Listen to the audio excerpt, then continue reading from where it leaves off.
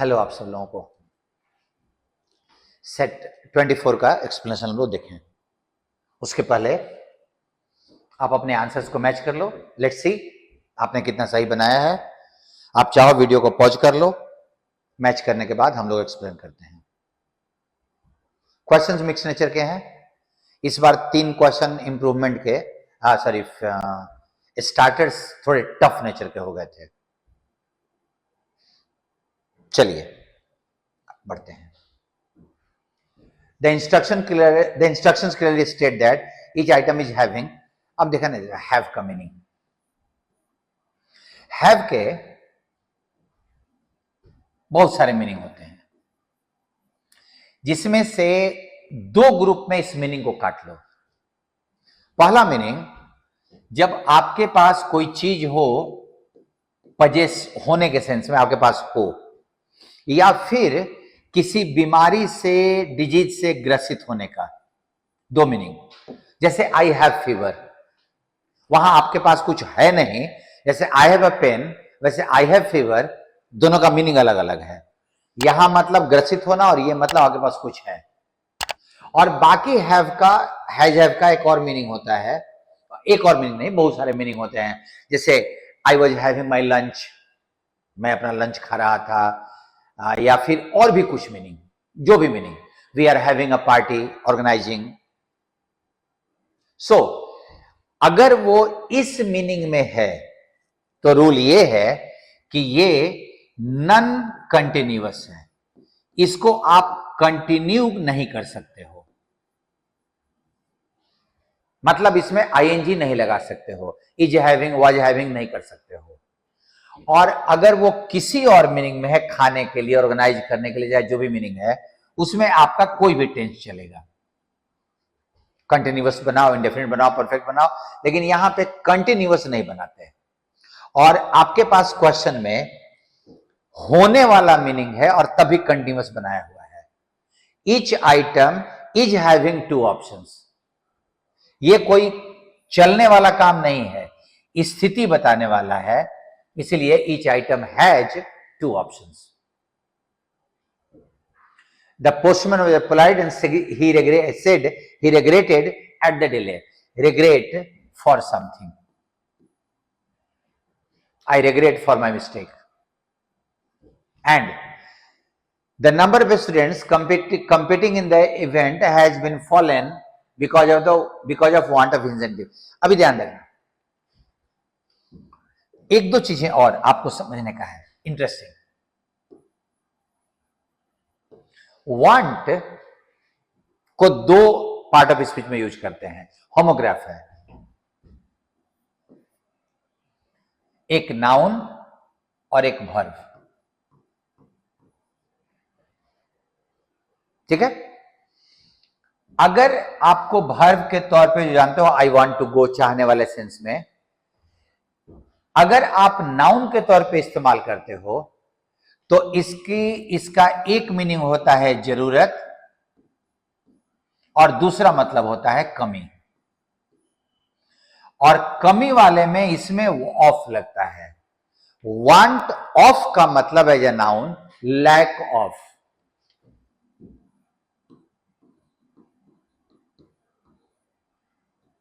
इसका एक एडजेक्टिव बनता है वांटिंग।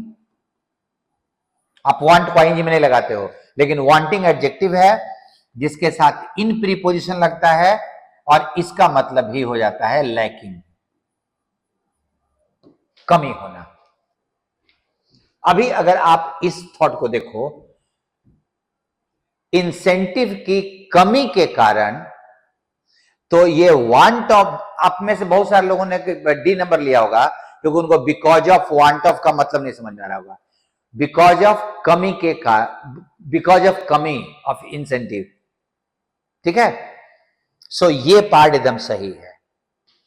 तुम फॉल को देखो, फॉल इंट्रांजिटिव वर्ब है, इसका ऑब्जेक्ट नहीं आता। गिरावट जो है जहां आएगा या जो गिरेगा वो सब्जेक्ट है। द सेंसेस हैज फॉलन, इसका मतलब गिराना नहीं होता है। और चूंकि ये इंट्रांजिटिव वर्ब है, इसीलिए इसके साथ बिन का इस्तेमाल नहीं होगा। ठीक है।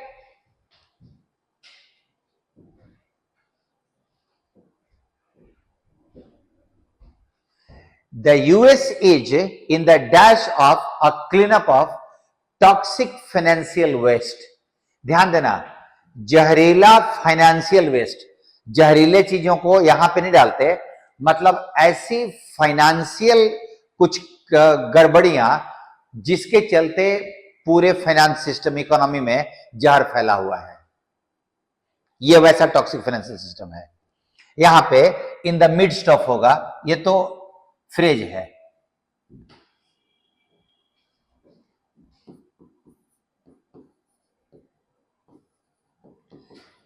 इन द मिडस्ट ऑफ का मतलब in between the process.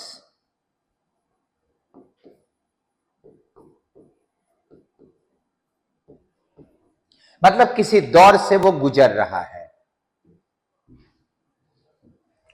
US अपने फाइनेंशियल टॉक्सिक फाइनेंशियल सिस्टम को साफ सफाई करने के दौर से गुजर रहा है।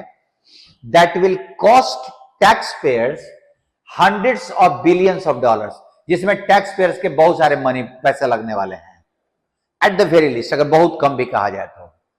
The primary manufacturers of these hazards products, ये जिन्होंने फाइनेंस में मतलब रायता फैलाया है, जो इसके जो मैन्युफैक्चरर्स हैं, डैश मल्टी मिलियन डॉलर पे चेक फॉर देयर एफर्ट। उन्होंने अपने एफर्ट के लिए, अपने प्रयास के लिए मल्टी मिलियन डॉलर पेमेंट लिया। डिमांडेड नहीं, दे डिमांडेड पे चेक फॉर देयर एफर्ट, या दे पॉकेटेड। डोनेटेड और स्पेंड तो नहीं जाएगा, ड्विंडल नहीं जाएगा। इन दोनों में से एक, उन्होंने लिया या उन्होंने डिमांड किया। अब ये आपको जो डाउट लग रहा है इसको रखिएगा, इसका जवाब आगे में मिलेगा। So why should not they admit to pay for their mop up. Mop up का मतलब होता है मॉपिंग, होता है ना, क्लीन करना।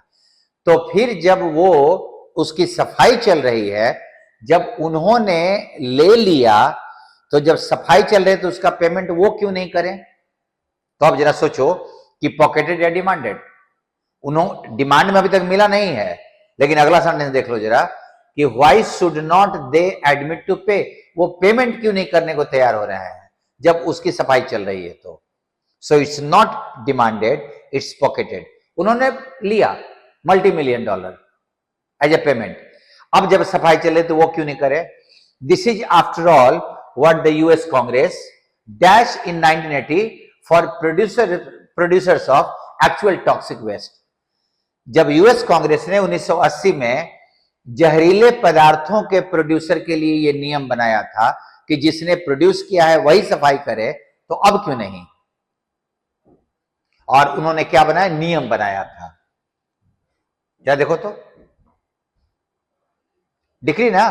जब उन्होंने निर्णय सुनाया था कि उनको ऐसा करना है, तो अब क्यों नहीं? Under the super fund law dash that year, जो वो लॉ उस साल इंप्लीमेंट हुआ था। जरा सोचो तो, लॉ के इंप्लीमेंट होने के लिए इनैक्ट, जो लॉ उस साल इनैक्ट हुआ था, polluters dash for the message they make. Polluters जो थे, जिन्होंने पॉल्यूशन फैलाया था, वो अपनी गड़बड़ी के लिए ये थे पॉल्यूटर्स पे। जो उन्होंने गड़बड़ी किया था उसके लिए उनको पेमेंट करना था। Environmental lawyer Michael Thomas sees no reason law makers could not demand the same of financial producers. ये जो है वो बोल रहे हैं कि फाइनेंशियल प्रोड्यूसर्स भी ऐसा के साथ भी ऐसा क्यों नहीं डिमांड किया जाए। And dash them to ante up some of the banks bail out money, और वो बैंक के बेल आउट बैंक को पैसा चुकाएं। दे, जरा सोचिए तो, एंड फोर्स देम टू पे ना, और उनको मजबूर किया जाए कि वो पैसा चुकाए। ड्यूप मतलब होता है धोखा देना, ठीक है। इसमें मैंने अभी सोचा कि मेरे को बनाने से अच्छा है कि मैं आपको बताऊं कि कौन सा क्यों सही होगा। आप एक बार ट्राई कर लो खुद से। इसमें जो मेजर समस्या ये हुई है कि सेंटेंस का मतलब नहीं समझ में आया है। तो जब मतलब नहीं समझ में आया है तो शुरुआत, यहां जो कुछ लिखा हुआ है उसको हम जोड़ कैसे सकते हैं। नेचुरली ये मेंस का पेपर है तो इसका जो सेंटेंसेज भी हैं इसमें जो तीनों में, वो थोड़े टफ नेचर के हैं। आप जरा देखो। सो मेरा अपना ओपिनियन ये कि मैं इसको पढ़ के आपको समझा दे रहा हूं, आप समझ लो, और देन आप उसको एक बार खुद बनाने की कोशिश करो। आंसर तो आपके पास है। कौन सा आंसर है? नाउ आप देखिए, द इंक्रीजिंगली डेस्परेट नीड, बहुत ज्यादा जो जरूरत है, वो नीड डेस्परेट हो गया है, एकदम बहुत अधिक हो गया है। फॉर फॉरेन इन्वेस्टमेंट, कि बाहर का इन्वेस्टमेंट हमारे देश में आए, उसकी जरूरत बहुत ज्यादा हो गई है। वो जरूरत इज फोर्सिंग, वो मजबूर कर रहा है किसको? हवाना देश है, उसके जेरियाट्रिक कम्युनिस्ट को, वहां के कम्युनिस्टों को ये मजबूर कर रहा है। जेरियाट्रिक का मतलब होता है उम्र दराज। जेरियाट्रिक कम्युनिटी भी होती है जो कि उम्र दराज लोगों का शासन जहां होता है, मतलब उम्र में जो सीनियर हो गए उनका शासन होगा। तो हवाना में जो उम्र दराज लोग, कम्युनिस्टों का जो शासन है, उनको ये फॉरेन इन्वेस्टमेंट की जो जरूरत है वो उनको मजबूर कर रही है कि वो अपना आयरन ग्रिप, जो बहुत कठोरता से देश में शासन कर रहे हैं, उसको थोड़ा वो ढीला करें। क्योंकि जब तक वो कठोरता शासन करेंगे तो फॉरेन वाले का इन्वेस्टमेंट यहां कैसे करेंगे? अगर वहां अत्याचार होगा तो, अगर वहां तानाशाही होगी तो इन्वेस्टमेंट कैसे करेगा लोग? तो इस फंड की जरूरत उनको मजबूर कर रही है कि वो अपने आयरन ग्रिप को थोड़ा ढीला करें। They have means this communist have pervasive, मतलब चारों तरफ व्याप्त, हर जगह व्याप्त, एंड रूथलेस, क्रूर स्टेट पॉलिटिकल कंट्रोल है उनका। उनका देश पे बहुत क्रूरता भरा और बहुत ज्यादा पॉलिटिकल कंट्रोल है। और अब वो मजबूर हो रहे हैं कि अपने आयरन ग्रिप को वो धीरे ढीला करें, क्योंकि यहां फॉरेन इन्वेस्टमेंट की जरूरत पड़ रही है। एक मैंने दिया, अब आपको शायद आराम से बन जाएगा। देखो, नहीं जोड़ पाओगे तो उसका कारण वही होगा कि सेंटेंस का मतलब बहुत क्लियरली नहीं समझ में आया।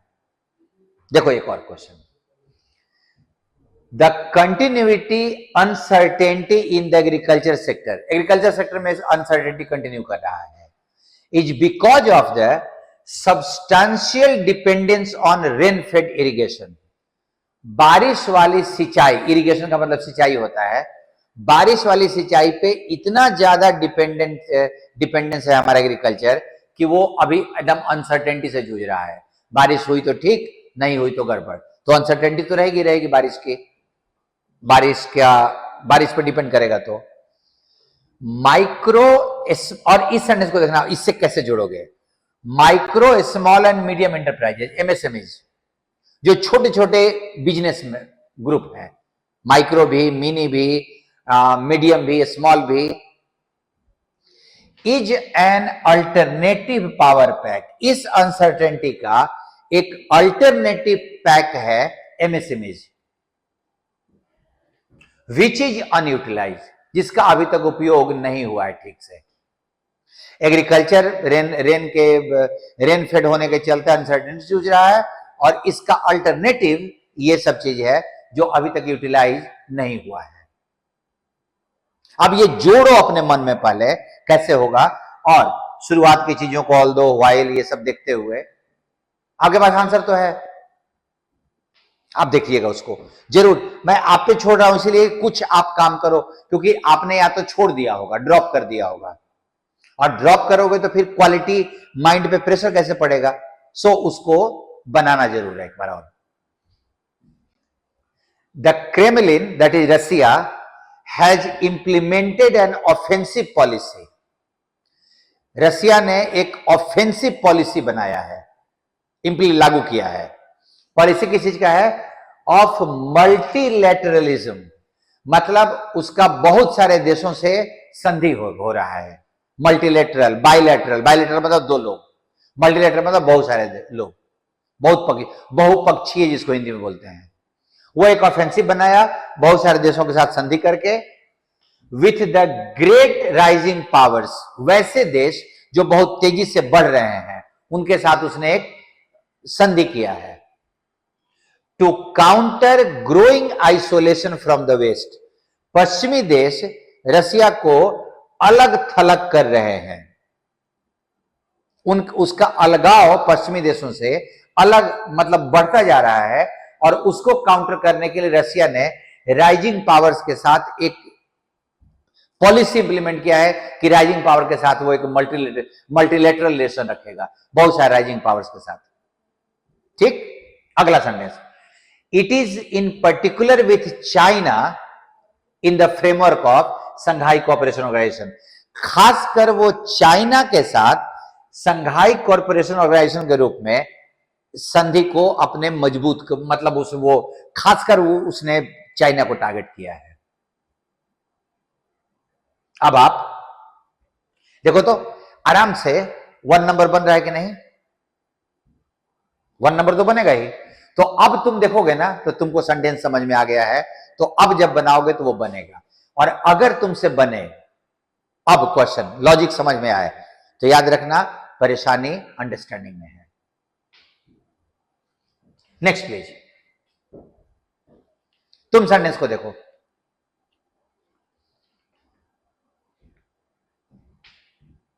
इन शुरुआत के दिनों में लोग सीखते थे पढ़ना बोल बोल कर, सी,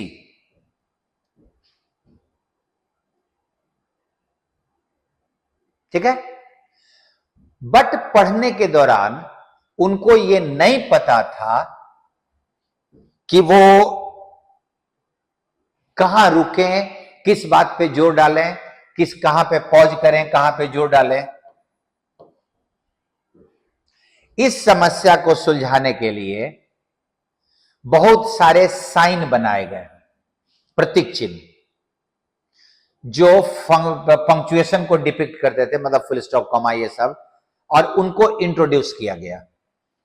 जरा देखो तो, उनको इंट्रोड्यूस किया गया, लेकिन सारे लोग सेम पंक्चुएशन को सेम थिंग के लिए इस्तेमाल नहीं करते थे। कोई किसी के लिए इस्तेमाल कर रहा था, कोई किसी के लिए इस्तेमाल कर रहा था। इसीलिए क्या हुआ कि मजबूत गाइडलाइन बना रिगार्डिंग पंक्चुएशन, दिशा निर्देश बनाया गया, सो दैट ताकि सब लोग इसको एक ही तरह से इस्तेमाल करें। देख रहे हो डी नंबर में अलग अलग तरह से सेम थिंग के लिए इस्तेमाल नहीं करते थे, इसीलिए वो बनाया गया ताकि सब लोग एक तरह से इस्तेमाल करना शुरू करें, सिमिलर वे। और जब से बनाया गया सिंस देन, तब से उसका यूज रेगुलराइज हो गया है, एंड सबके द्वारा पंक्चुएशन को मार्क को फॉलो किया जा रहा है। अभी मैं पढ़ा होगा जैसे बनाया जैसे नॉर्मल में, तो आपको लगा होगा कि अगर ऐसे समझा जाए तो बहुत आसानी से समझ बन जाएगा। ऐसे ही करना है हर चीज के। आप जड़ में जब एक्सप्लेनेशन करोगे ना तो आपको ये महसूस होगा कि understanding is playing the key role. आप बताना कि आपका जो वो तीनों स्टार्टर आपका फिर उसके बाद बना या नहीं बना, नॉर्मल आपको समझ में आया कि नहीं, जरूर बताना आप लोग। थैंक यू आप लोगों को।